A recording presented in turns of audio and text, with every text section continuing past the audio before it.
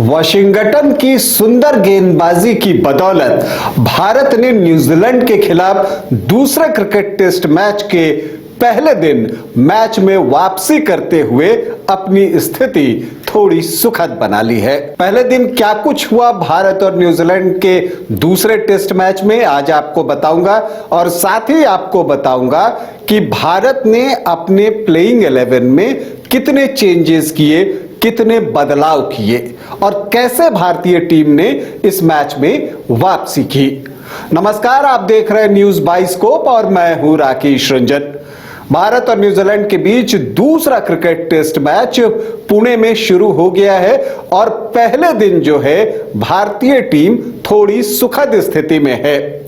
देखिए, टॉस तो न्यूजीलैंड के कप्तान ने जीता था और फिर टॉस के वक्त ही पता चला कि भारत ने पिछले मैच के प्लेइंग 11 में 3 बदलाव किए हैं। पहला बदलाव यह था कि शुभमन गिल, जिन्हें की गर्दन में परेशानी थी, वो फिट होकर टीम में वापसी कर रहे हैं। किसकी जगह?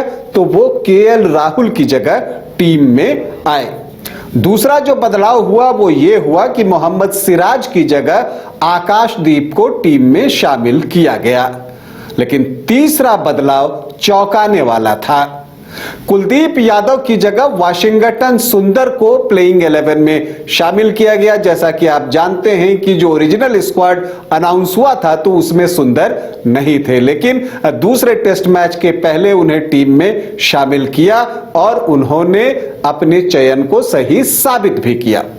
तो हम आते हैं, टॉस जीतकर न्यूजीलैंड की टीम पहले बल्लेबाजी करने के लिए उतरी और जब वो उतरी और पिच पर गेंदें आनी शुरू हुई तो पता चल गया कि यहां स्पिनर्स के लिए मदद है और इसीलिए कप्तान रोहित शर्मा ने जल्दी जल्दी जो है रविचंद्रन अश्विन को बुलाया और साथ में वाशिंगटन सुंदर को भी बुलाया और आपको रविंद्र जडेजा से भी गेंदबाजी करवाई। लंच के पहले ही कप्तान ने 5 गेंदबाजों का उपयोग कर लिया। लेकिन पहला विकेट भारत को तब मिला जब न्यूजीलैंड की टीम ने 32 रन बना लिए थे। कप्तान लैथम, जिनका की फॉर्म इस सीरीज में अब तक बेहतर नहीं रहा है, वो रविचंद्रन अश्विन की गेंद पर एलबीडब्ल्यू आउट हुए। टीम का स्कोर था 32, लैथम ने बनाए थे 15 रन। दूसरे विकेट के लिए भी भारतीय टीम को बहुत ज्यादा इंतजार नहीं करना पड़ा। जब न्यूजीलैंड का स्कोर 76 रन था, अश्विन ने दूसरा झटका दिया। डाउन द लेग गेंद थी और एक फ्लिक खेलने की कोशिश में जो है यंग के ग्लव से लगते हुए विकेटकीपर के पास गेंद पहुंची।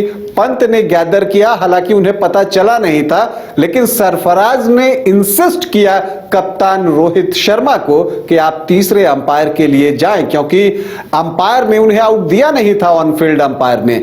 तो वो गए तीसरे अंपायर के लिए और डीआरएस फेवर में आया भारत के और यंग आउट होकर वापस पवेलियन लौट गए। लंच तक भारत को यही 2 सफलता मिली थी।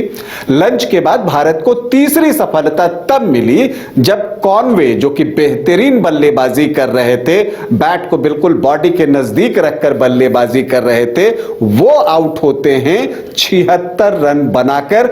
एक बार फिर विकेटकीपर पंत ने उनका कैच लपका। गेंदबाज एक बार फिर से अश्विन थे और न्यूजीलैंड का स्कोर था 138 रन 3 विकेट के नुकसान पर। यहां तक चीजें सामान्य दिख रही थी और उसके बाद जब चौथे विकेट के लिए एक पार्टनरशिप डेवलप होने लगी, खतरनाक रचिन, रविंद्र और मिचेल के बीच में, तो चिंताएं बढ़ने लगी। एक समय न्यूजीलैंड का स्कोर 3 विकेट पर 197 रन था और यहीं से मैच पलट जाता है या न्यूजीलैंड की पारी का अंत दिखने लगता है। होता क्या है कि यहां पर वाशिंगटन सुंदर आते हैं और सबसे पहले रचिन रविंद्र को बोल्ड करते हैं और उनकी पारी का खात्मा करते हैं। रचिन रविंद्र बेहद खतरनाक बल्लेबाज हैं और उनका विकेट लेने से भारतीय टीम का हौसला बढ़ा। चौथा विकेट मिलता है और फिर देखते ही देखते 5वां और 6ठा विकेट भी भारत को मिल जाता है, क्योंकि उसके बाद टॉम ब्लंडेल और फिर मिचेल को आउट करके भारतीय टीम 6 विकेट गिरा देती है। और ये जो 197 से 3 से 204 पर 6 हुआ, इस दौरान जो 3 विकेट गिरे वो सारे के सारे वाशिंगटन सुंदर के पास थे। सेंटनर ने जब उन्हें लगा कि काउंटर अटैक करना चाहिए, उन्होंने एक तरफ से काउंटर अटैक किया, लेकिन एक छोटी सी साझेदारी जो सेंटनर और फिलिप्स के बीच में हुई वो फिलिप्स के आउट होने से टूटी। फिलिप्स को भी सुंदर ने ही आउट किया, अश्विन ने कैच किया और फिर विकेटों को गिरने का सिलसिला शुरू हो गया। सेंटनर आखिरी बल्लेबाज के रूप में आउट हुए, उन्होंने 33 रनों का योगदान दिया और न्यूजीलैंड की पहली पारी समाप्त हुई 259 रनों पर। लेकिन जो तारीफ बनती है वो बनती है वाशिंगटन सुंदर की। सुंदर गेंदबाजी उन्होंने की और आप ये कह सकते हैं कि आउट ऑफ सिलेबस आ गए थे वाशिंगटन सुंदर। जो न्यूजीलैंड के बल्लेबाज थे उन्होंने जितनी भी प्लानिंग की होगी वो रविचंद्रन अश्विन, रविंद्र जडेजा, कुलदीप यादव और इससे निकले होंगे तो अक्षर पटेल के लिए प्लानिंग की होगी। उन्होंने सोचा नहीं होगा कि वाशिंगटन सुंदर को सीधे टीम में डाल दिया जाएगा। तो ये जो आउट ऑफ सिलेबस उनके लिए क्वेश्चन आया, इसका जवाब कीवी बल्लेबाजों के पास नहीं था और इसीलिए तो 197 पर 3 था और 259 पर पूरी टीम ऑल आउट हो गई। मतलब 62 रन में 7 विकेट जो है न्यूजीलैंड ने अपने आखिर के गंवा दिए।